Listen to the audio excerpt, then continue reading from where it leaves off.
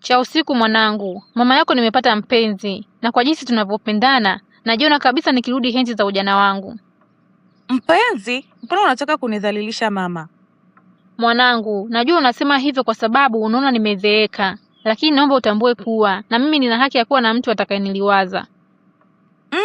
Haya, huyo mpenzi mwenyewe umempata wapi? Unakumbuka ile siku niliyokuambia kuwa gari langu liliharibika? Ndiyo nakumbuka, ulisema gari lako liliharibika na kuna kijana alikuja kukusaidia. Sasa yule kijana aliyenisaidia ndio mpenzi wangu kwa sasa. Yaani kwa kweli yule kijana ni mstaarabu sana na pia alinivutia sana kwa wema alionitendea siku ile. Kwani huyo kijana ana umri gani? Ana miaka 25. Mama, huyo kijana shirika langu kabisa. Hivi unadhani anaweza kuwa na mapenzi ya kweli na bibi kama wa miaka 65? Cha usiku binti yangu, upendo hauna umri. Ni kweli mapenzi hayana umri, lakini huyo kijana ni sawa na mtoto wako. Ningekuwa nimemzaa mimi hapo sawa, ila kwa kuwa sijamzaa naona anafaa kabisa kuwa mpenzi wangu. Tena muda sio mrefu anakuja hapa nyumbani. Kwa hiyo hakikisha hauniaibishi.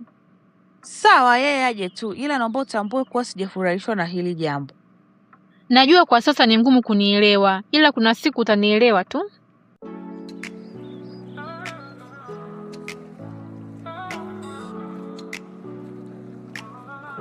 Habari yako mpenzi? Salama, karibu. Asante, bila shaka huyu atakuwa Cha usiku. Ndiyo, ni yeye. Kwa kweli binti yako ni mrembo sana. We kaka, hebu jiheshimu. We Cha usiku, ni maneno gani hayo unamwambia mgeni? Hivi mama, huyo ndo unataka awe baba yangu wa kambo kweli? Unawezaje kuwa na mahusiano na kijana mwenye umri mdogo kuliko hata mimi mwanao? Cha usiku, hebu kuwa na adabu. Samu ni mgeni wangu, hivyo naomba muheshimu. Cha usiku, unachozungumza ni sahihi, lakini mimi sina nia mbaya kuingia kwenye mahusiano na mama yako. Nia yangu ni kumfanya mama yako awe na furaha na si vinginevyo. Furaha? Kama kweli anataka furaha, singetafuta mwanaume anayelingana naye. Kwanza hebu toka hapa kabla kichwa changu hakijapanda nikakung'ata hayo masikio yako. Cha usiku mwanangu. Mama, nimesema aondoke, sitaki kumuona hapa nyumbani. Mpenzi, acha mimi niondoke, tutawasiliana baadaye. Sawa mpenzi, lakini samahani sana kwa hiki kitendo ulichofanywa na binti yangu. Usijali mpenzi, mimi niko sawa.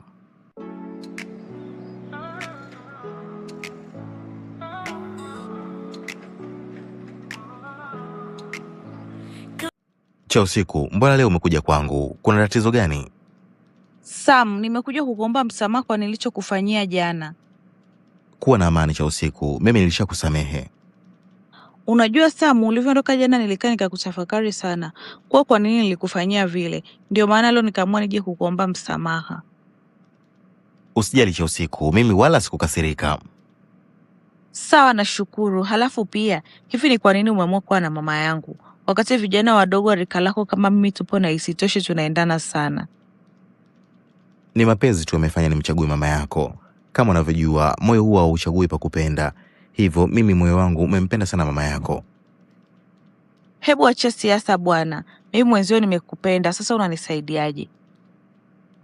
Cha usiku, nadhani kwenye hilo utanisamehe.